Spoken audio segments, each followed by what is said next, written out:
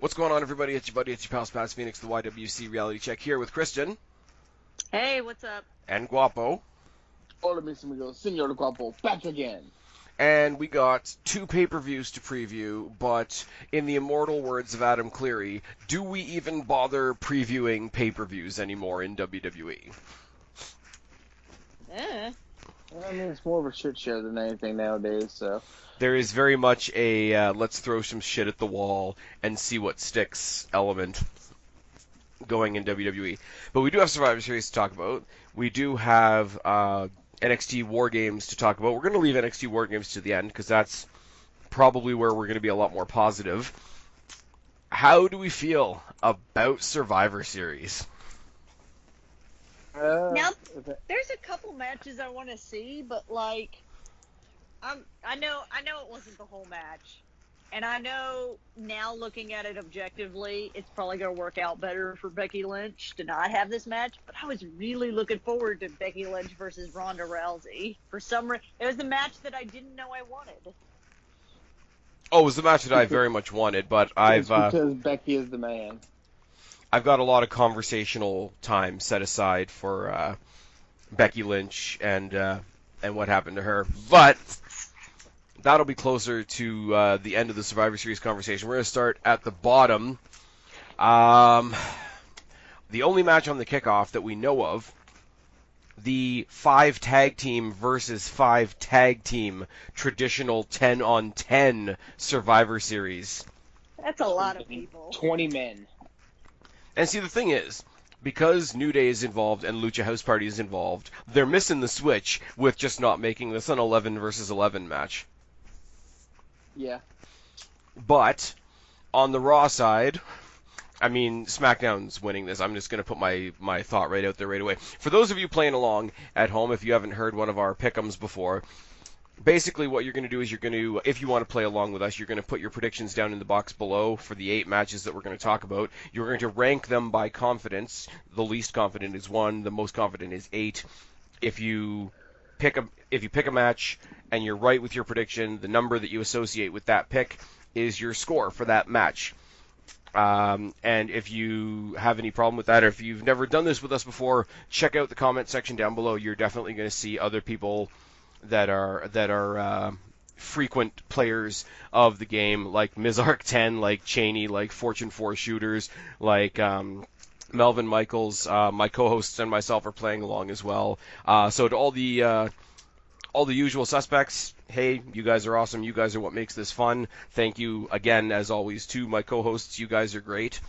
And yeah, We are awesome. We are awesome. but I mean, let's think about this logically for a second. Look at the teams on Raw.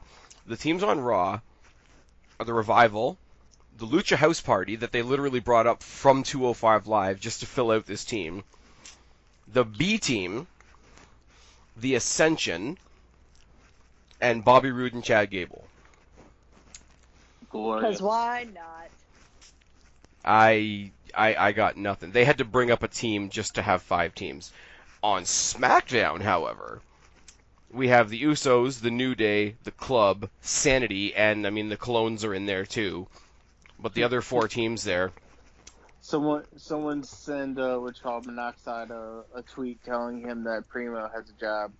Does he have a job now? Oh, What? well, in Monoxide's mind, he's never had a job. Even when he's on the card, he still doesn't have a job. Yeah, but in Monoxide's mind, he's also building the wall. So, actually, you know what I just realized until just now, and I don't know why. No, he's not building the wall. Quote, Daddy Trump is building Daddy the Trump, wall. yes. Daddy Trump is definitely building the wall.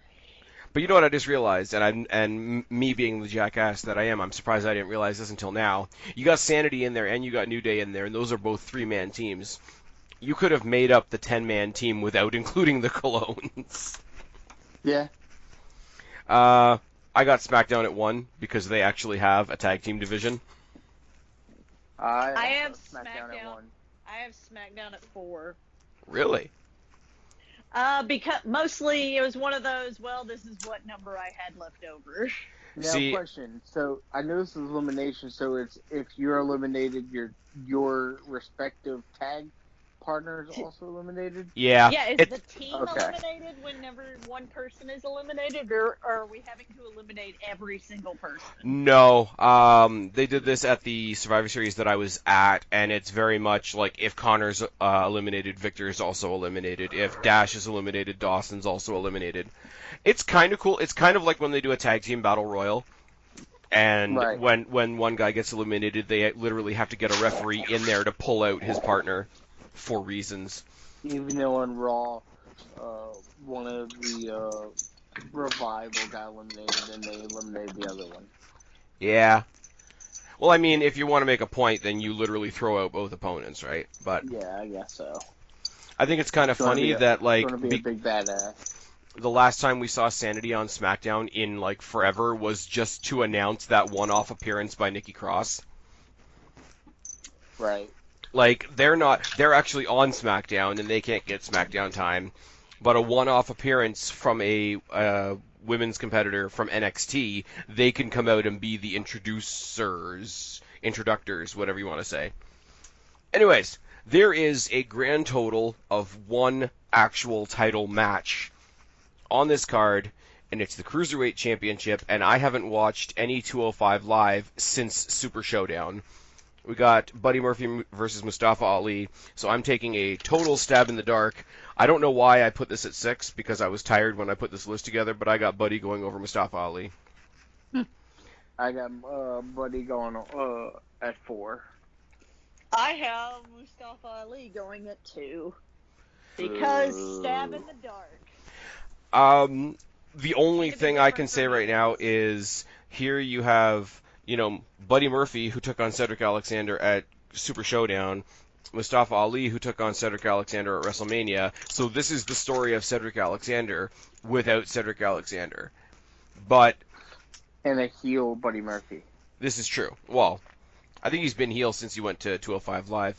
I will say, though, although I don't watch 205 Live anymore, I stopped really watching it when I stopped reviewing it, which is probably really shitty because there's some great talent on there. The match and the subsequent victory of Buddy Murphy in Australia at the Super Showdown was fucking fantastic. So, and Buddy Murphy was the first guy I ever saw fight Ricochet because they were at a NXT house show, and it was random, and it was the first time I ever saw Ricochet. So Buddy Murphy's alright in my books. Mustafa Ali, I think you build up his, like, he's sort of like that lovable, down-and-out babyface guy. So losing this match could help his persona as much as hurt it. So Buddy Murphy's going to go along for a little while. I think he's going to start like either a feud or a tag team with I think they put Mike Kanellis on 205 Live, and he's building a little faction with Mike. Maria Kanellis is building a faction with Mike Kanellis, TJP, and potentially Buddy Murphy. I thought you were going to say they're going to move Wesley Blake up and they're going to reform him. No, Wesley Blake is in the Forgotten Sons with Right. with Steve Cutler and some dude from Impact, and they're so close to the Sanity gimmick, I can't even tell them apart. It's like if Sanity were part of the Sons of Anarchy, it would be Forgotten Sons. I really don't have much else. I'm going through my graphics because I'm forgetting who's on what team. But we're going to talk about the women's elimination match. Now, there is the whole Ronda Rousey, Becky Lynch, Nia Jax issue. I'm not going to talk about that right now. I'm going to talk about that when we get to the singles match. I will say that the tag team of Nia Jax and Tamina is something I'm tired of taking up space on my TV. I think everybody was way more interested in them fighting than them teaming up. I really don't care either way. Like Tamina, they have forgotten about Tamina so much that it says a lot that they brought in Tamina to help Nia Jax. I mean, there's the rumors of the tag team division, all that kind of thing. I don't think, like, if they think that this is their female, like, AOP, it's just bad. Tamina, as much as I always want to give somebody a shot, I know she's had injury issues and whatever, and she's never really been given a place on the roster that she could give a shit about. I really struggle to give a shit when she does show up, because it's like, oh, it's kind of like the Colognes. It's like, oh, they're still on the roster. That's awesome. And her and Nia Jax, I don't care about them feuding. Like, I got it when we saw them show up and face each other in like several battle royals. You need to have the two biggest people in the ring stare each other down. I don't care about that. I definitely don't care about them as a team. Nia Jax isn't a convincing babyface or heel because she's just terrible.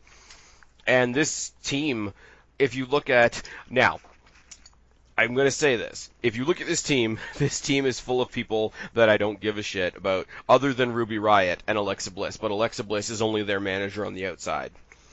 I did, however, swim in the fan tears when they had the last qualifying match between Bayley and Sasha Banks on Raw, and then Alexa Bliss just came in and said, yeah, neither of you are on the team. Middle finger guns, and everybody went nuts on Twitter because if Sasha Banks isn't in the match, then it can't happen. But realistically speaking, they put Ruby Riott in there instead, and Sasha Banks has had far more chances on the main roster than Ruby Riott has. We got Ruby Riott, Tamina, Nia Jax, Natalya, and Mickie James. Now let me run that down for you. Ruby Riott was a placeholder before last year's WrestleMania, had one really fantastic match with Charlotte, and other than leading her faction, hasn't done anything since. I'd love to see her get more. I hope she gets a spotlight in this match, but I don't trust WWE to give her that. Mickie James, much as I like her, she's been a sidekick to Alexa Bliss, and that's been her role pretty much. Natalya is talented as hell. We know that. Technically she's out of the Heart Dungeon and all that sort of thing. There's a lot she can do. Character-wise, I struggle to care, and the other two are Nia Jax and Tamina. There's nothing on that team that makes me think they're going to win, at all. Like, even regardless of who the other team was. Even if I didn't know who the other team was, I'd be like, that team is losing. Like, you've created a losing team without even knowing the opposition. I mean, you made the entire team heels. Except for Natalya. I mean, even Natalya, she has been a heel. At the moment, yes, she is babyface, but... I will say I do understand the people that are upset with the whole Riot Squad breaking Jim Neidhart's glasses. Like, first of all, it was cheesy. Second of all, it's that whole WWE leaning on, like, real-life tragedy a little too hard. So even that is a bit sad.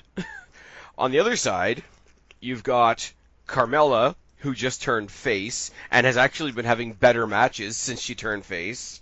You got Asuka, who a lot of people think is criminally underutilized. You got Sonya Deville, which I'm really happy about, because I don't think they've really given her a platform as a singles person, and this could be a cool breakout moment for her. I'd love to see an exchange between her and Ruby Riott at some point in this match. Unfortunately, you have Naomi in there too, which is fine. Whatever. And you've got the mystery spot on SmackDown. Now, let's speculate who could be in that mystery spot. Mandy Rose. I think Mandy Rose, because I don't think it's going to be a huge surprise. People are saying Nikki Cross because they think that she's, quote-unquote debuted on SmackDown. I don't think she did. I think it was a one-off because they were over in the UK and she was traveling with them. I hope she's not, because she's still got storyline stuff going on in NXT. If it's Mandy Rose, it won't hurt my feelings. If, for some reason, Charlotte pulls double duty, which I don't think they'll do, then fine. If they do something random, the only other person they can really put in there is either one of the Iconics or Lana. That'd be worse. And to quote our good friend Okayfabe, we all know what Lana spells backwards. Anyways, moving on. I'm just skipping over that. Yeah, you are. I have the SmackDown women at 2. I have the SmackDown women at 2 as well. I have the SmackDown women at 5. How sad is it that all of us are picking SmackDown, even though we don't know the entire makeup of the SmackDown team? For me, I would like to say it's because I'm like sure that SmackDown is going to win, but realistically, like when I was going through, I'm like, I have Raw winning like a lot, and I know that's not going to be true. It's going to be, fairly even-ish. So you basically you did the Survivor Series math. Yes, I did Yeah. Survivor Series math, and I'm like, well, I know that I got these right, so these other ones probably have to be SmackDown. The funny thing about this too, right, is you got to think about, and we're going to get into this with the other Survivor Series match as well. You got to think about all the people that are on the outside for this. I mean, we know Alexa Bliss has had concussion issues, so she's not fighting right now. They've given And her. she's probably not going to be getting, like, too heavily involved. Anything where she would have to take a bump at all. I mean, is she out could of she the could question. she could do like non-physical distraction type work. But also, you've got Ruby Riott in there, which means you're probably going to have Sarah Logan and Liv Morgan on the outside as well. On the other side, if Mandy Rose isn't the fifth member, then you got Mandy Rose out there to support Sonya Deville. Maybe you have Lana out there as a cheerleader. Um, there's a lot of shit to go on the outside. You've got Bayley and Sasha Banks on Raw who got fucked out of being in this at all, so they might come and fuck over their own brand. Mandy Rose cut a promo on all the people on the SmackDown team. She could turn on her friend and cost SmackDown the match. So there's a lot of bullshit on the outside. I figure whoever, like, if somebody from Raw is going to be interfering in the match, they're going to do it wrong and fuck over Raw. I feel like if somebody's going to interfere to try to help SmackDown, they're going to fuck that up and end up hurting SmackDown. So whatever's side has interference on it, I think is going to, like, be their downfall at the end of the day. But also, I don't see the Raw team winning, because that's just, to steal another phrase from What Culture, which I've been doing a lot recently, it's just a bunch of dorks. Just a bunch Moving of... on. Moving on. Intercontinental Champion versus United States Champion. Seth Rollins versus Shinsuke Nakamura. First time ever. First Time ever, and this one is going to have so much shenanigans.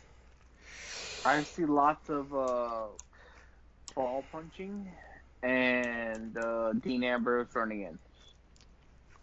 Ambrose is going to run in. This is sort of where my what we just say, Survivor Series math comes into play, because I needed to have a SmackDown victory here. Ambrose has got to interfere, because I think Nakamura needs something, because he hasn't done any. He's the champion and he hasn't done anything in a long time. But with how much people are behind Rollins anyway, with basically all the Roman Reigns sympathy being sort of filtered through everybody that's cheering Rollins right now, I don't think you could beat him clean and not piss off the audience. Well, and the fact that basically Seth Rollins on Raw last week didn't even, like, give a fuck about this match. He's like, I'm worried about this Dean Ambrose thing. I don't really give a fuck about Nakamura. And see, normally I would think that's bad, but like there's a lot of people that don't like the brand warfare element of Survivor Series, and they say, okay, That's the whole purpose of the fucking pay-per-view. No, I know, but like okay, that's not always what Survivor Series was about, though. Like, Survivor Series just used to be about these matches. It wasn't necessarily Raw versus SmackDown, and I get it to a point, because any specifically Raw stories or specifically SmackDown stories kind of pause so that we can have the pay-per-view now. But I mean, the fans of Seth Rollins are much more invested in the thing between him and Ambrose than they are in a potential match between him and Nakamura, sorry. So I can, while normally I would shit on him for, like, going into a pay-per-view saying, like, hey, this is my match at a Big Four pay-per-view and I don't even really care about it that much, I think in this case it kind of works, because what he's saying sort of resonates with how a lot of the fans feel about the show in that regard. Because they have to keep building the Shield breakup, but they have to put it on pause to do the Nakamura thing, whereas Nakamura, what's he done in the past little while other than introduce us to Nakamerica? So Ambrose interferes. he needs the win more than Rollins does right now. He does, Yeah. but And Rollins needs to continue this feud, so Ambrose almost needs to. yeah, Nakamura needs the win. Rollins can't lose clean. Ambrose is there. Ambrose is not on the card. So, yeah, let's just take a minute, because we're going to talk about the Lesnar match coming up later on as well. Let's take a minute to think about the fact that Dean Ambrose, like, freshly, newly returned and fucking jacked and fucking freshly heel Dean Ambrose, isn't on the card. Randy Orton, doing some of his best work that he's done in a long time on SmackDown, isn't technically on the card. And AJ fucking Styles isn't on the card. We're going to talk about that later. But those are three big names to not have on a card. On a big 4 pay-per-view. But anyways, I got Nakamura at 5. I've got Nakamura at 7. I have Nakamura at 6. We're actually agreeing on a lot of things tonight. This is weird. Well, not only is it weird, but it also feels like, I mean, that's kind of almost how predictable this is going to be. Not that it'll be bad, but... Okay. Okay. I would normally agree with you, but anything could happen on Sunday. That's true. And that's always true. But last year we all got AJ Styles versus Finn Balor for reasons. We got Kurt Angle joining the Shield for reasons. We had Jinder Mahal. That's true. We had Jinder Mahal drop the WWE title on a pre-taped UK SmackDown last year. This year, WWE because he couldn't go against Brock. WWE went to Saudi Arabia twice. This year, we had our first ever women's pay-per-view. This year, we jobbed out Braun Strowman by literally tossing him out of the ring. This year, Shane McMahon is the winner of the World Cup and the best in the world. No, it's best. Greatest in the world. Best in the world. Greatest wrestler in the world. Yeah, best in the world because you know they're trolling Punk super hard. But anyways. What's funny about that is that clearly he doesn't give a shit. He really doesn't, yeah. Everybody's no like... fucks are given. As soon as they were like... Because it was awkward the way they were phrasing the World Cup for Crown Jewel. When they're like, it's the World Cup to determine the best in the world. You know, unnecessarily repetitive statement is unnecessarily repetitive. So everybody's like, when Miz got injured, like people were like all on Twitter like, oh, what if Punk came back? What if the final's gonna be like Punk versus Hulk Hogan? I'm like, you guys are idiots. But yet again, you know, this year we had Titus World Slide.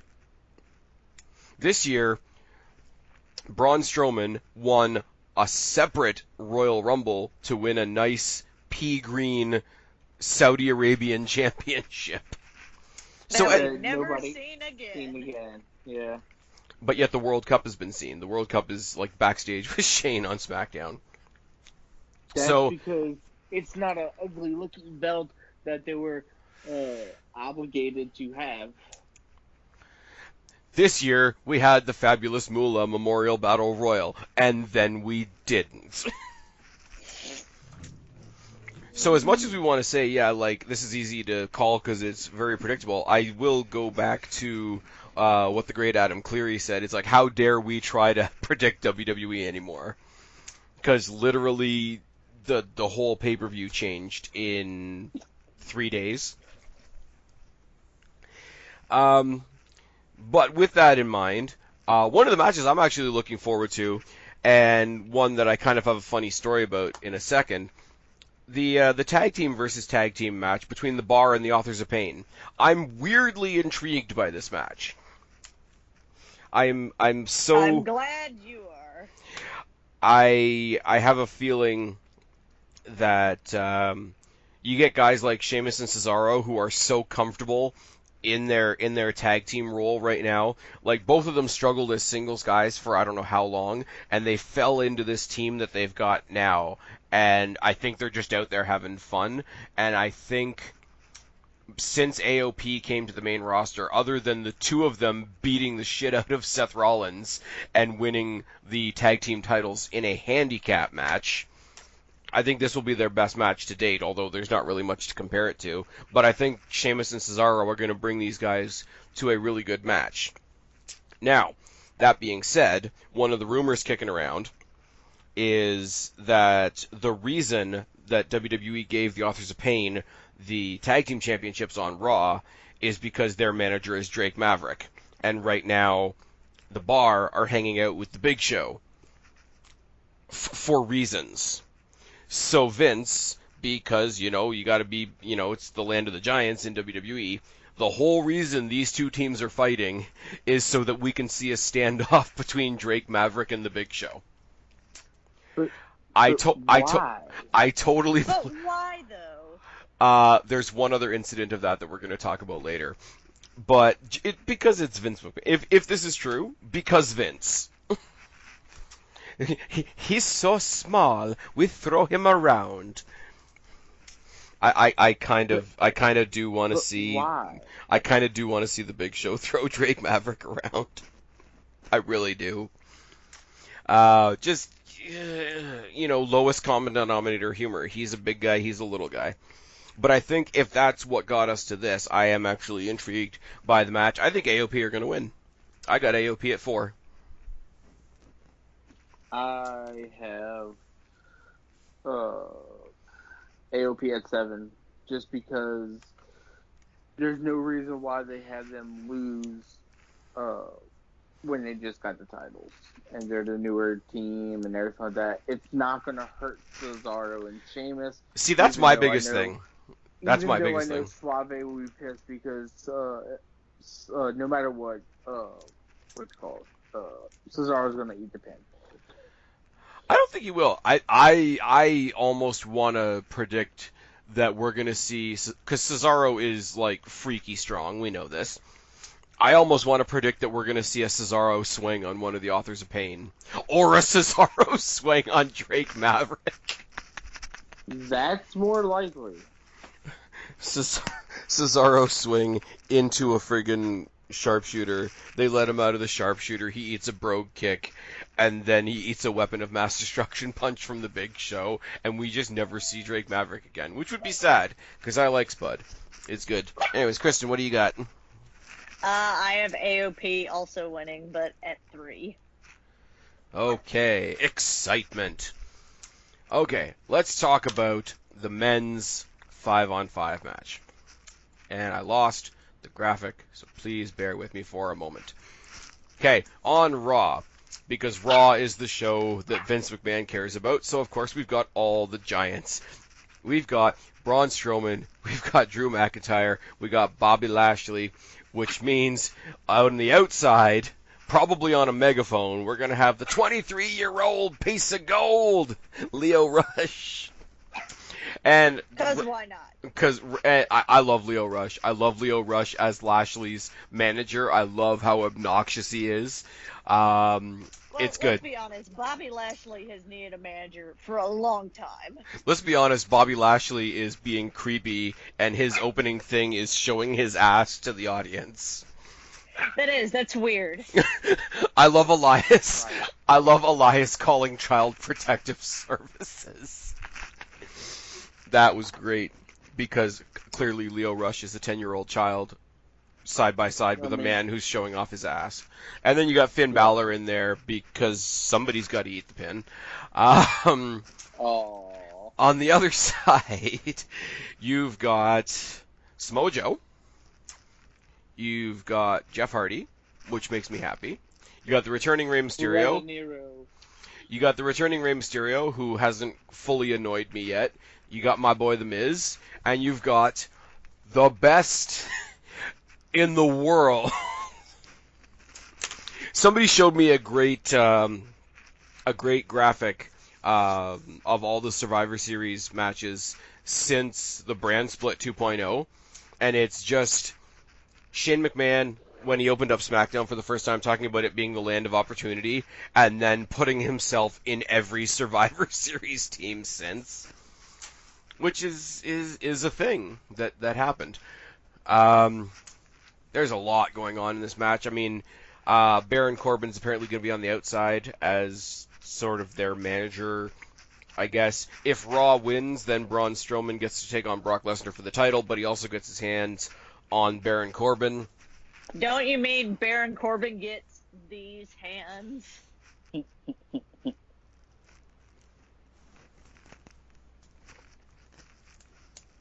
Come on, Spaz. That was a good one. No, I stand by that statement. No, I'm gonna sit here for a minute and let her think about what she did. I kind of okay, and this is where we go with the second example of like big man, little man. At some point, you're gonna see the legal men in this match be Braun Strowman and Rey Mysterio. And Vince McMahon is just going to be like, excuse me, guys, I need a minute. Or we're going to see Lio Rush try to interfere in the match to help them, and he's going to end up fucking it up. And we're going to see Braun Strowman chuck Lio Rush somewhere, which I'm also down for. Finn Balor being the only babyface on his team is a little interesting. Because he's got a just starting feud with Drew McIntyre, which is good, I guess, because Drew McIntyre hasn't really made a bad step since coming to the main roster, which is good. At least they're taking care of somebody. The whole Dolph Ziggler thing is coming to an end sooner than later, and if a couple months down the road we get Finn Balor versus Drew McIntyre for the Universal title, that won't hurt my feelings at all. Bobby Lashley can go back to amazing. Bobby Lashley can go back to being a joke. Braun Strowman can do something with Baron Corbin, and Dolph Ziggler can go back to catering. The SmackDown team, I don't know what we're doing here. I really don't. I mean, the team that has a non-wrestler on it should, if wrestling logic was real logic, the team with the non-wrestler on it should lose. Should. Jeff Hardy, I'm pretty sure, like, you guys know I'm a huge fan of Jeff Hardy, but, like, Jeff Hardy won't last long in this match. Jeff Hardy? Thanks, buddy. Wait, you're a fan of Jeff Hardy?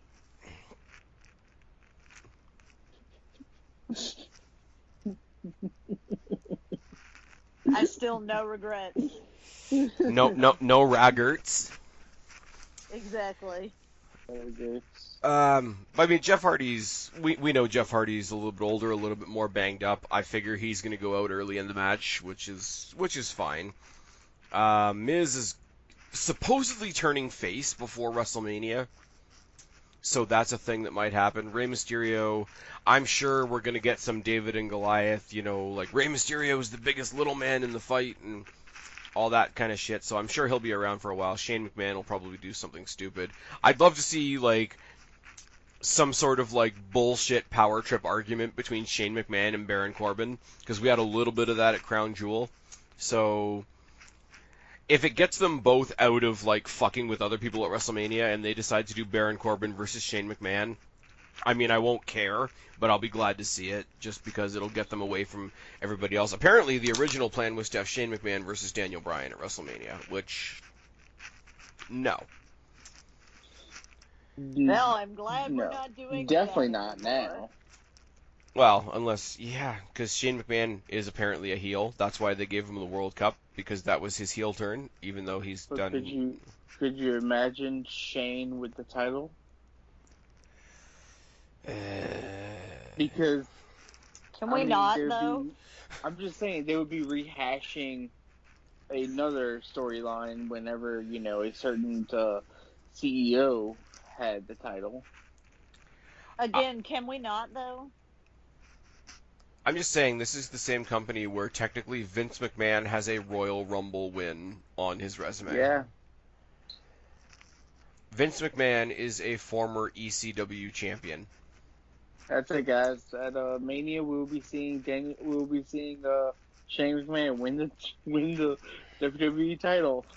No. Daniel Bryan. No, at WrestleMania, Vince is going to come out of retirement. We're going to have Vince versus Shane to unify the WWE and Universal titles. Oh, God. And that's when I tell wrestling to fuck off and never come back. because Vince will bury Braun and win the Universal title. Oh my God, Vince versus Braun, and then they do the finger poke of doom. I can see it. The worst part is I can watch it. Yeah. Yeah. I just, like I said to you guys before we started recording, if you want to watch pay-per-views in 2018, just do it like I did with Crown Jewel. Just have a lot Be of a little drunk. just have a lot of alcohol with your lunch, and everything's funny after that. Anyways, I got the men winning. I got the Raw men winning the 5-on-5 just because I can't give all 3 elimination matches to SmackDown. That's my logic. I've got them at 3. I also have the Raw men at 3. I have the Raw men at 8 because of the stipulations that Braun Strowman has. Because I think we're definitely going to have Strowman versus Lesnar again. Again. And him lose again. Probably. Yeah, but they are pushing Drew McIntyre, and if for some reason we don't get Strowman versus Brock, I wouldn't mind McIntyre versus Brock. Oh, I wouldn't mind it, but I just think we're going to see Braun versus Brock again. Yeah. I wouldn't be surprised if this time they put the title on him. Oh, you mean But like they were surely, Dave Meltzer giving his absolute Exactly. guarantee that he was gonna be the new champion at Crown Jewel, and you can't absolutely guarantee anything. Shane McMahon is the I have best in the world. But I have heard that the reason why they haven't pulled the trigger on Braun Strowman is because he apparently doesn't have a very good attitude backstage. Like, he's late to shit. This is why I'm saying, like, they might be giving him a smack. Maybe the whole, like, you got to beat Brock thing will go to Drew. Because Drew is fucking insane in the ring. The big headbutt that he does, the Glasgow Kiss, is fucking dirty. I would love to see him, like, just walk up, like, when we had that funny, like, 1-minute match between Goldberg and Lesnar at the Survivor Series that I was at? I would love to see this big, gigantic, built-up match at some pay-per-view between Brock Lesnar and Drew McIntyre, and you think it's going to be this long, drawn-out brawl. The match starts, he goes for the F5, Drew blocks it, headbutt, 1, 2, 3. I would, because like enough people hate Brock Lesnar now that I don't think very many people would be mad at that. Like, I don't hate him. I just hate the fact that we don't have a champion on Raw again. Yeah. Yeah, this is the thing, too. Like, I would be fine with Brock Lesnar coming in and doing, like, these marquee sort of, like, attraction matches. I don't think he needs to have the title to do that. Correct. But the other problem is, if he doesn't have the title, and he is the marquee guy of a particular pay-per-view, people are going to complain about him being in the main event slot. So I will say, in WWE's defense, they are a little screwed in that regard. Now, let's talk about the match that we should be getting on Sunday. Let's talk about the match between Ronda Rousey and Becky Lynch that we should. No. It's Ronda Rousey versus the man, Becky Lynch. I love that, too. That's fucking great. It's great. I slightly want to get a didn't she put out a Becky 316 shirt or something? No, she just has a shirt that's black and white. Says the man. I'm the man. I know she got a Smoking Skull shirt. That would be cool. Nia Jax is terrible. Can we touch on this first? I'm not going to rant like a lot of people are. I'm just going to say Nia Jax is terrible, and she needs to go and learn some shit. And it's always, and I think Kristen and you and I have talked this to death on other shows when other things happen. Everybody always has a different opinion when somebody botches and somebody else gets hurt. The whole Sasha Banks thing, which led to Paige's retirement, all the stuff that happened with Brie Bella recently, and now the most recent one is Nia Jax, and it's not just my thing with all of that is when it comes to somebody injuring somebody else, you either need to be outraged by all of it, or be like, oh, it was just an accident. Accidents happen. About all of it. But see, it's not like that though. It is definitely like if you follow social media, and I mean like everyday people like us and people in the industry and people that have their own podcasts and whatever. It's whoever's popular at the time. Like Sasha Banks. I don't have anything. I think her fans are psychotic. I don't have anything against Sasha Banks. She's far from perfect. She was absolutely bubble wrapped by the people on Twitter when the incident happened that led to Paige's retirement. Now, and that was really, really far one way. Brie Bella, because nobody likes the Bellas, was crucified on Twitter for the thing that happened to Mandy Rose. Now, or to Liv Morgan. Morgan, yeah. No, what I find so funny about that is Sasha Banks was untouchable and nobody was allowed to say a word about her for ending, and accidentally.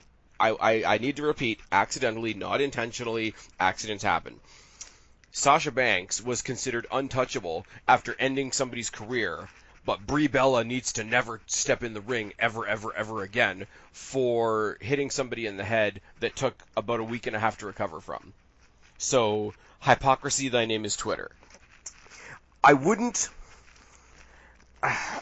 Nia Jax, again, is somebody that I think at various stages I have tried to give the benefit of the doubt to.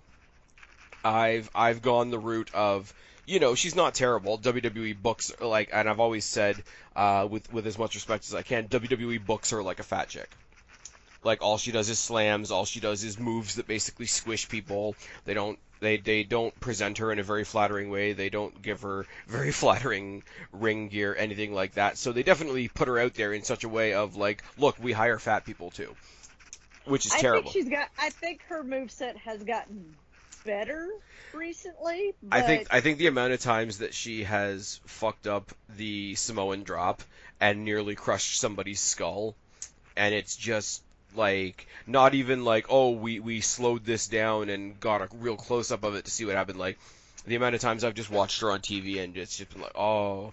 And because she's fighting people not only that are not the same size as her, but are so distinctively not the same size as her, like you could see her popping somebody's skull like a grape. Which is really, really unfortunate. And that's not to say that she's bad because she's big, but because she's big, everything bad she does is magnified. And is that fair? No. But it's true. And then it's like, okay, all these near misses, all these, you know, oh, luckily that didn't go as bad as it could have. But then somebody sent me a screenshot from, I think it was one of the Reddit Square Circle forums. I don't have a screen name here, or else I could give somebody the credit, because this is not just coming from me. But this is a list of her sort of some NXT, but mostly main roster things. She's botched with Charlotte twice. Doctors told Charlotte both times any farther in one direction or the other could have broken her neck. The same exact type of mistakes were made with Asuka twice. Becky Lynch, she rearranged Becky Lynch's face. I think they said cheekbone to cheekbone, including her nose, which is fucked. If you saw how swollen she was on SmackDown, good lord. If you saw how absolutely carnage she looked like on Raw, that was fantastic. Sasha Banks, there was an undisclosed injury, but after the undisclosed injury, Sasha Banks wasn't seen on TV for 2 months. Bayley basically had several different points in her shoulder destroyed in some kind of botch. And basically at the bottom, it's like, you know, these are only the ones that are reported. There are a bunch more speculated, and this is why there's heat on Nia Jax. Now, you're talking about, like, you know, it takes two to tango, and every match is made up of two people, right? But look at the 5 people I just mentioned there. Asuka and all 4 of the horsewomen. None of those are untalented people. And that's a lot of damage spread out over a very short period of time. I'm not saying somebody needs to lose their job, anything like that. I'm not even saying send her back to NXT, because NXT is, like, send her back to NXT is what a lot of people say, but I think the fans of NXT would be even more offended by that, because that's where the quote-unquote better wrestling happens. So I think if you send her to NXT, people would just be mad that she was on NXT. I think she needs to go back to the Performance Center under very closed and magnified circumstances and come back. But one thing that needs to happen first, right now, this is only my this is my little ramble of fantasy booking, so you guys are gonna have to excuse me for a second. Becky Lynch can't wrestle right now because her face is all fucked up, right? So keep her off. Keep her off TV. Technically, she can't wrestle because of the concussion, not because her face is fucked up. Yeah. Well, what caused her face to be fucked up is what caused the concussion. Anyways, Right. No, but like it's easier to say storyline wise she can't wrestle because somebody broke her face. Like for kayfabe purposes. So what you do is you have her showing up to SmackDown every week, like for 3 or 4 weeks. Okay, I'm better. Okay, I'm better. Okay, I'm better. She keeps arguing with Paige to say, hey, look, I'm better. Why can't I get in the ring? I want to fight. I want to fight somebody. After about a month, Paige says, no, you can't do this. You can't keep barging into my office. You're not cleared, and you're not going to be cleared. And by the way, I know people hate this, but pull out the, you haven't defended your title in 30 days. Rah. People hate it, but for this it'll work. She loses the title without actually losing her title. You get to the Royal Rumble. Number 1 entrant in the Royal Rumble is Nia Jax. Number 2 entrant in the Royal Rumble is Becky Lynch. Becky Lynch comes to the Royal Rumble, beats the ever-loving shit out of Nia Jax, goes through the Rumble, does the whole beginning to end. She goes off and has what we're already predicting is going to happen at WrestleMania, which is her match with Ronda Rousey. But you have her gone, you have her pissed off that her title was taken out without being lost. She starts the Royal Rumble with revenge. She ends the Royal Rumble with redemption. She goes on to WrestleMania. She beats the undefeated Ronda Rousey. There's your winning story. I like that. However, I'd rather her be number 1 because then they can use the storyline for from whenever Flair won in '92. See, I would say number 1 because that would pop the crowd, but it would pop the crowd, and like if she's gonna be the man, let her use Flair's thing of being the number 1 entry into the Rumble and outlasting every person and win it. But see, what I'm picturing, though, with that is the turn of the audience and the turn of the expression in the ring. Because people hate Nia Jax right now. And right. with varying degrees of good reason. Like look at what she accidentally, but look at what she fucked us out of this weekend. Like, this is the perfect time for Becky Lynch, right? But what I'm saying is, let her play up on that hate. The way she went on Twitter with the little tiny cut on her knuckle and being like, well, how come nobody's asking me how my hand is? Like, fuck off, right? So you have her come down first, and I would even have them, like, play her music quieter than usual. Like, don't blare it at full blast, like, have it a little quieter, so that all you hear throughout the arena is the boos, like, sort of a shitty version of what Ciampa was doing on NXT for a while. Let her absorb all that hate and da-da-da-da-da. Let her get all pissed off in the ring. But you go from that, from this, totally underwhelming first entrant, to the return of Becky Lynch. You get to listen to the crowd turn over into their ecstatic reaction, which is going to translate great on TV. And you get to see the oh shit look on Nia Jax's face when Becky comes out. I'm just thinking the aesthetic of that scene is fucking great, in my opinion. And then, like I say, you go through her like a hot knife through butter, which she's very familiar with, and then you go through the rest of the Rumble, and she wins. She goes on to face Ronda Rousey, and everything resets from this moment where we are right now, 4 months from now. Right. But that's not the match we're getting on Sunday. No, we're getting Ronda Rousey versus Charlotte Flair. And see, the bummer of all this is this time last year when they were saying, oh, like AJ Styles versus Shinsuke Nakamura is gonna be like the best thing ever, and Ronda Rousey needs to face who was it, Asuka, before they kind of ruined Asuka, and they wanted to see Styles Nakamura 2 next year, and they wanted to see Rousey versus Asuka, and I'm like, no. Give me Daniel Bryan versus AJ Styles, and give me Ronda Rousey versus Charlotte, because at the time they weren't doing anything with Becky Lynch, so that wasn't even on my radar. The bummer of this is the match we're getting on Sunday is going to be fantastic. I mean, Charlotte's a great technician in the ring. She can help with whatever Ronda Rousey is still lacking. They're going to put on a hell of a match, and nobody's going to like it because of what we were supposed to get, and that kind of sucks for them. Yes.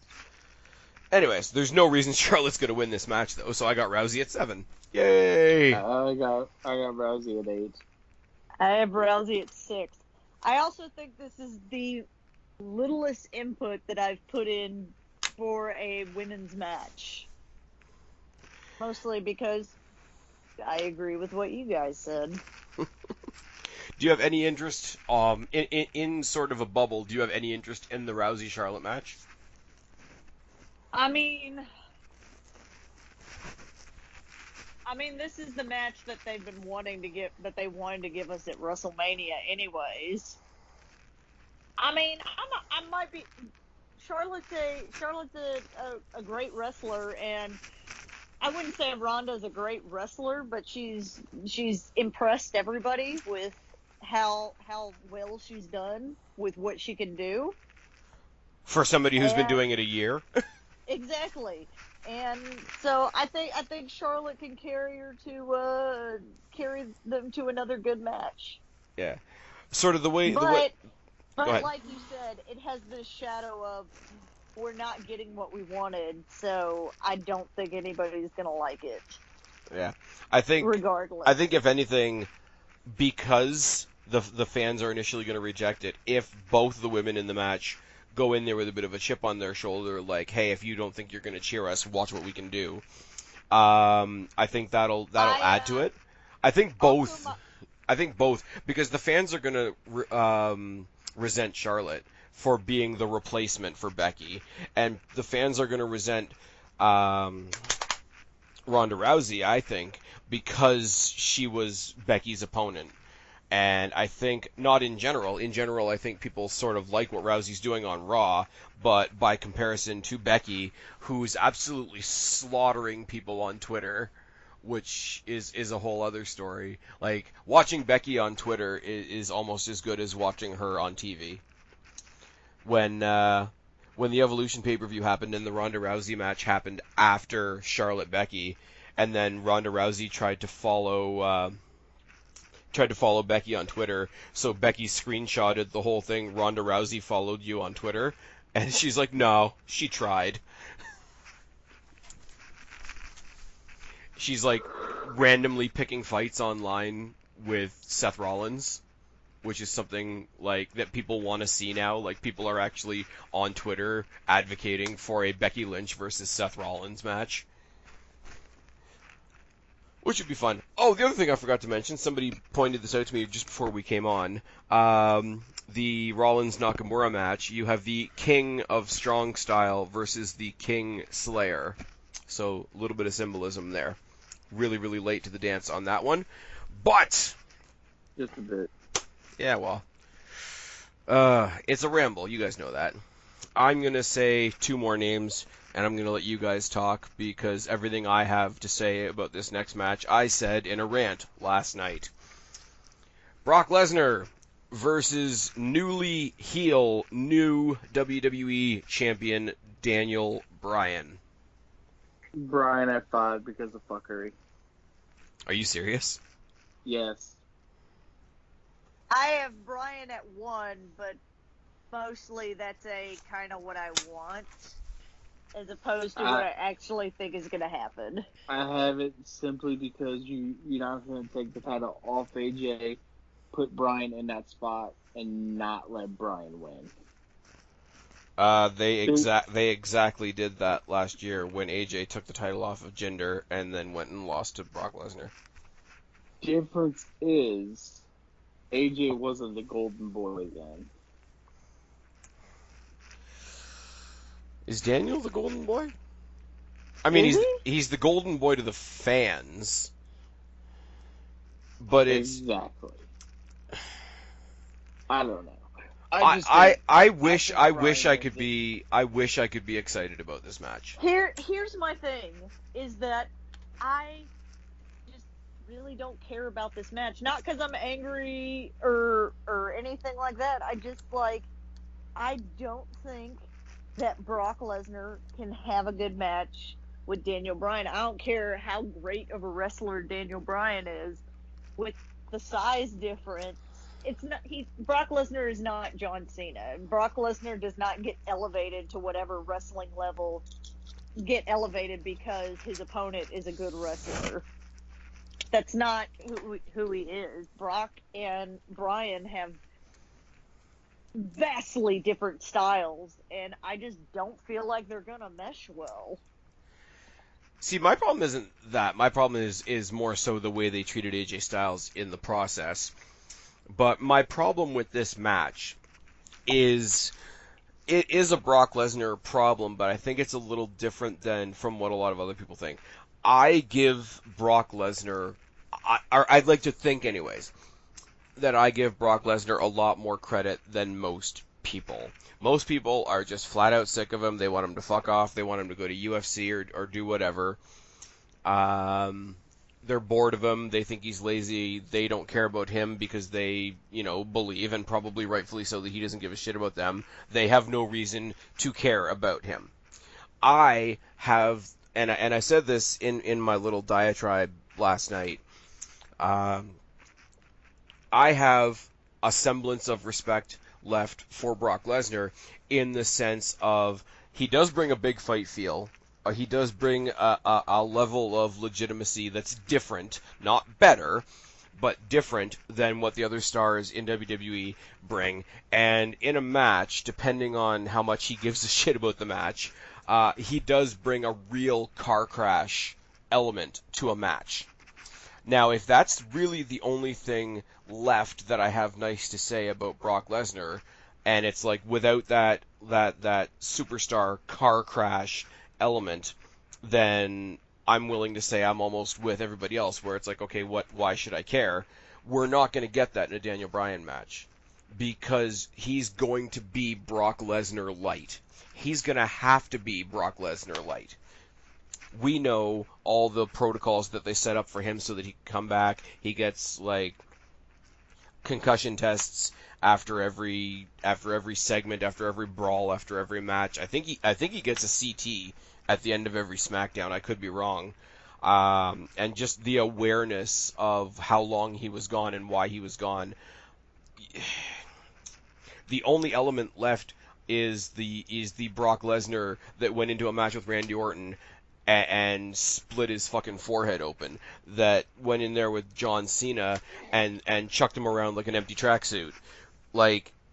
That is the element. That element is the reason why I still have a little bit of slack to give Brock Lesnar, and we're not going to get that. And if we go in there and we have a really, really nice catch-as-catch-can wrestling match, then this match can fuck off. And that's in addition to all the reasons why I think it shouldn't be happening in the first place. I got Lesnar at 8 just because I've been beaten into submission by WWE that if Brock Lesnar's there, he's winning. The fact that this match pisses me off in almost every way that a match can piss me off. I've been different to this match. That's why good wrestling's happening on Saturday night. Yes. Before we get to that, we need to talk about bonuses. Bonuses. Because I got one bonus question. We got the Twitter bonus. Now I'm going to say this for everybody, all the usual suspects that know how this goes. I will no longer be answering questions on Twitter about what the bonuses are. I will no longer be answering questions about what the bonuses are in the comment section on Facebook, whatever. I'm telling you guys in this video where the bonuses are, how you can get them, how you can maximize all your bonuses. And if you haven't made it this far and you're not listening to what the bonuses are, then I don't know what to tell you. The one bonus question I have for Survivor Series is this. Regardless of what you have picked as far as your matches go, regardless of any of that, who is going to win Survivor Series? As a whole, there are 7 Raw versus SmackDown matches because 205 Live doesn't really count for either at this point. So you're going to have, 1 to 6, 2 to 5, 4 to 3, 3 to 4, 2 to 5, or something. There's going to be an odd number. Somebody's going to win. Is it going to be Raw? Is it going to be SmackDown? It doesn't. This bonus question doesn't necessarily have to align to your individual match picks. You could have individual match picks that mean by default that Raw wins, but you could go into this bonus question and say, hey, some of my things might be wrong. I think the winning show at the end of the night is going to be this. Put it down in the box below with your predictions. This will get you 2 points. If you're right on your prediction, it will give you 2 points. Now, the other thing I will say about this bonus question is this. There is the off chance that one match can be a no contest. We could have one match in there with no winner, and that the show could actually end with both shows tied. If you genuinely believe that is going to happen, and that Raw and SmackDown are going to be tied 3-all, or whatever the case may be, that it's some kind of tie, you can put that as your answer, but be realistic in how likely that is to be. Do you think Raw's going to win the night? Do you think SmackDown's going to win the night?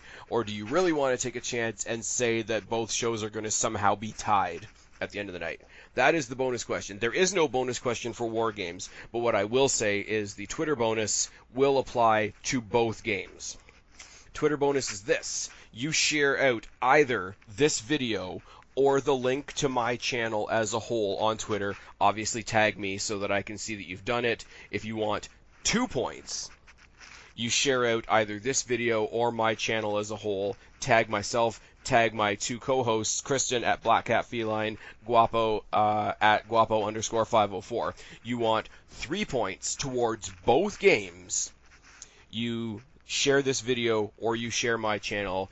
You tag me, you tag my co-hosts, and you tag anybody else that you know that you think might enjoy this content. There. That's how you get your bonuses. All we got left to talk about is WarGames now.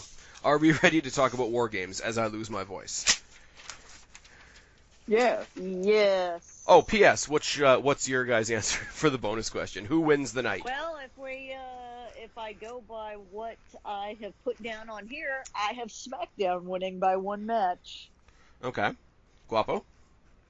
I believe I have SmackDown winning by a match as well. Now, see, me, I technically based on my match choices, I actually have SmackDown winning at a 4-to-3 ratio, but I'm totally willing to bet that one of my guesses is wrong, and I'm actually picking Raw to win the night.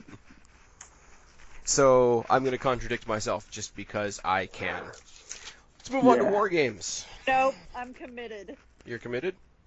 Yep. Okay, Guapo's committed. I'm committed. Yep. And Final answer. oh, and remembering the Twitter bonuses and such does apply to my co-hosts as well, because they always remember to get in on that Twitter bonus. I'm just saying I won without it last one. Yeah, you did. That's because you and Vince have a special relationship. Anyways, moving on. And you your face guys, is on 10. You guys keep going. I will be right back. Where are you going? I will be right back. You're gonna pee, aren't you? Takeover time. Like you gotta make it weird, man. That's probably true. Anyways, so Guapo, how do you feel about WarGames? They're games of war. 4 matches on this card. Yes, the normal size for the. That's not true at all. That's not true at all. Oh. They're usually They 5. only do Trip- 5? Yeah, because they well, combined one more or less. the normal pattern of a NXT takeover for the longest time was NXT title, NXT women's title, NXT tag title, and 2 other matches. When they started hosting UK title matches, it was what was it? It was NXT title, tag title, women's title, UK title, and then they replaced that and one other match. Then they replaced that with the North American title. Then it was those 4 title matches and one other match. But So this the North American title's not on this card. no, it's not. But I'm saying like in general they had like a 5-match setup. Yeah. This one, and Triple H was asked about it on a financial call of some kind.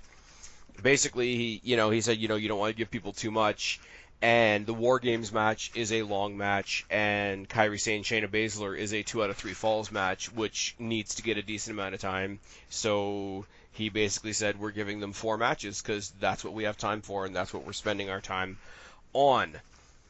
So, hoping Kristen comes back soon, but Kairi Sane, Shayna Baszler, 2 out of 3 falls. I have Baszler at 1. You got Baszler at 1. I got Sane at 2. I don't I'm understand. back. Sorry, guys. Welcome back. What match are we on? We're still on the first one. I was just talking about the fact that there's only 4 matches because Triple H wanted to give enough time for the women's match and the WarGames match, which I think is really cool. So we're on the women's match? Yes, we are. Yes. Kairi Sane, Shayna Baszler, 2 out of 3 falls. I have Baszler winning at 2. I apologize to both my co-hosts and to the audience. We didn't film the show last night because I had a stomach bug, and I'm still having lingering issues with that.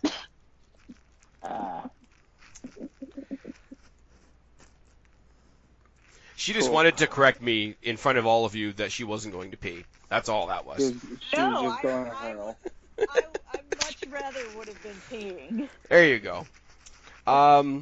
It's kind of an interesting story. Anyway, the whole Kairi Sane Shayna Baszler thing, from the inaugural Mae Young Classic to Baszler showing up on NXT to the matches they've had at Takeover to the match that they had at Evolution. Now to go 2 out of 3 falls. We're starting to see Jessamyn Duke and Marina Shafir get involved with on Baszler's behalf, which is a really nice indicator that we're going to see that 4 horsewomen versus 4 horsewomen match eventually. I saw people on Twitter shortly after the Evolution pay-per-view, after Jessamyn Duke, Marina Shafir got involved in Kairi Sane's title match, then basically saying, well, why don't they just do a tag match at TakeOver? You can have Shayna Baszler and Jessamyn Duke and Marina Shafir versus Kairi Sane, and she can just get some other Japanese chicks. Yes, because that's not racist. Because that's how wrestling works. I mean, they could. They've got the talent to do it, but I was like, damn. Asuka comes back for one more night, you throw in Io Shirai? I mean, it could be a decent match. I mean, it could be a decent match, but, I mean, it wouldn't be a title match. And, I mean, let's be real for a second. Shayna Baszler. Shayna Baszler, Tommaso Ciampa, and Buddy Murphy are the only people defending titles this weekend. WWE has, I have to do some quick math in my head, which isn't always my strong suit. 1, 2, 3, 4, 5.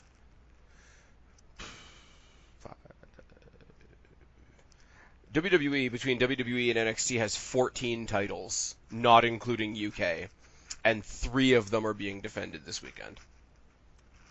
For reasons. Because Survivor Series is Raw versus SmackDown. Yeah. And the cruiserweights don't count for shit. And the cruiserweights don't matter. 205 means nothing to Vince, so yeah. Eventually, you know what? Because I have been watching the NXT UK brand. Now, what they're doing with Survivor Series used to be called bragging rights, right? And then they scrapped the bragging rights pay-per-view, and now they just do the bragging rights gimmick at Survivor Series. Once NXT UK gets a little more footing under them, I wouldn't at all mind an NXT Takeover bragging rights. That would be pretty cool. Because, yeah, I don't know. Have you guys been watching the UK show at all? No. Okay. I have not. You should. It's good. They just started their tournament for the NXT UK Women's title. It's going to be good. And they've got Tony Storm. Moving on. Newly turned heel Johnny Gargano, as sort of a macrocosm of what just happened with Daniel Bryan, taking on the returning Aleister Black. Thoughts? Anybody? Gargano at 3. I got Gargano at 1. I have Gargano at 3. And Interesting. though I like Johnny wrestling, I can't bring myself to care a lot about this match. I don't think he's. I think the problem that he and I meant to mention this earlier with the Daniel Bryan thing as well, but I'm tired and that's just how things are. Neither one of these guys is going to be hated because they've got that level of appreciation from the audience. They're going to get that reaction like, you know, when your friend does something really stupid, like if you're at the bar with a friend and they start a fight with somebody because they're drunk, and you don't really get mad at them, you're just like, oh man, why'd you do that? Like, I think... Not again. Yeah, basically. I think fans are going to go to Survivor Series with Daniel Bryan and be like, oh man, what are you doing? Gargano's like super troubled by like the past couple of months worth of activities, whereas like you're not going to get heel heat on him. You're going to get like sympathy and like disappointment with him, like, you know, the whole, like the whole parental thing, like, we're not mad, we're just disappointed, like that's not an emotion that sells a match. I mean, the match will be great. Gargano's great in the ring. Aleister Black as an entity is pretty fucking imposing and awesome. I got to see him live last year at an NXT live event, and the guy's imposing as hell in the ring, and Gargano is something else. The match is going to be great. I don't know. Heel Gargano is kind of like emo Peter Parker from the third Spider-Man movie. It just doesn't work. But it does. The only thing I will say about Gargano turning heel is if somehow he reconnects with Ciampa and we get heel DIY, I'm down for that. Bring heel DIY, put them on SmackDown, heel DIY versus the Usos. So, emo DIY. Yeah. Well, emo Peter Parker and Mr. Clean versus the Usos. Anyways, I wish I had more to say about that, because I'm pretty sure the match is going to, like, surprise a lot of people, and I'm pretty sure it will be good. It's the only one that's not like the gimmick match of the night or a title match. So it is that like quote unquote other match. And usually on a takeover, the quote unquote other matches are the ones that shine because they don't have anything else on them. But wrestling has made me tired. Yeah. And that's a thing. The other weird one is for the NXT Championship, Tommaso Ciampa versus Velveteen Dream. Ciampa at 4. Okay. I also have Ciampa at 4. Same. Because I love the Dream, but the Dream is not ready for that title.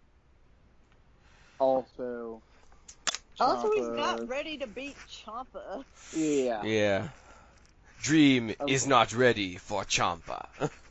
Ciampa is, unless he's coming up to main roster like this weekend, then no.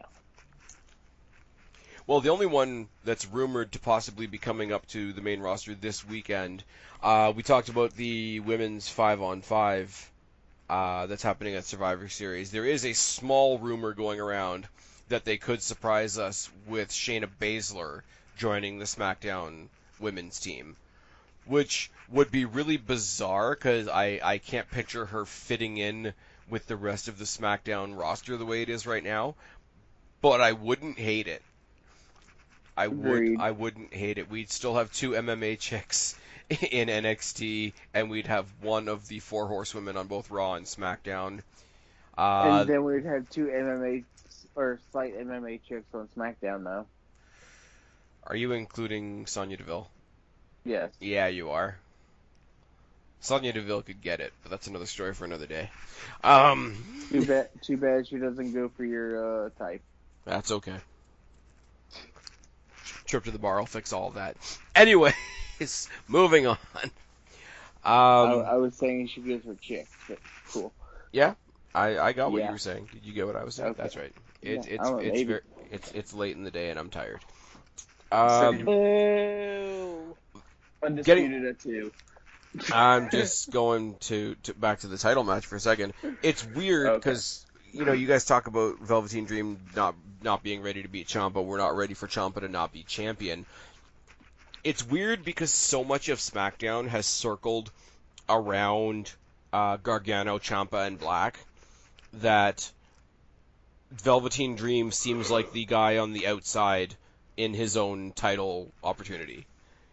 Like, it feels like it's his title shot, and he's an observer of it. Like, that's how out of it he feels. Like, he feels like, I feel like he should be the guy in those quote-unquote other matches. Like, okay, here's all your title matches, and in addition to all that, we're going to give you Velveteen Dream versus Ricochet again, or something. I just think, not that he doesn't deserve it, because he definitely, the guy's talented as hell, but storyline-wise, he doesn't, it's the puzzle piece that doesn't fit. So, I mean, I would love it if they surprised us, because he's the other one that's rumored to be going up to the main roster sooner than later, and I'm hesitant to say that people should go up that haven't achieved any titles in NXT, because you can never go backwards. Like, somebody that gets drafted from SmackDown to Raw can always go back to SmackDown and win a SmackDown title later on in their career. You're not going to ever be drafted back to NXT. So if they decide to put you up to the main roster without achieving anything there, like, basically they're saying you're never going to achieve anything there. And I don't necessarily see that as a good thing. But yeah, Velveteen Dream ain't winning, even if he does go to the main roster. And then we have WarGames, which is a fuckload of a lot of fun. But you've got one team that's a team, and you've got one team that's chucked together. So, yeah, Guapo said he's got the Era at 2. I've got the Era at 3. I've got the Era at 1. I think we pretty much agree on this pay-per-view. Yeah, this is going to be a weird tie. I mean, there's not really much to say about WarGames. Like, they brought it back last year. I think it's fantastic. I think the fact that there's only 2 teams this year is going to make it a little bit different than last year. That's okay. If WarGames is going to be this annual thing, they need to keep finding ways of making it new and make sure that it stays an NXT thing. The War Raiders are a lot of fun, but realistically, most of this revolves around the feud between Pete Dunne, Ricochet, and Adam Cole. Anybody that saw the triple threat match that those guys had a couple weeks ago was fucking fantastic. Through Survivor Series, you got a lot of, they beat you over the head with the idea that here's all these teams that aren't going to get along.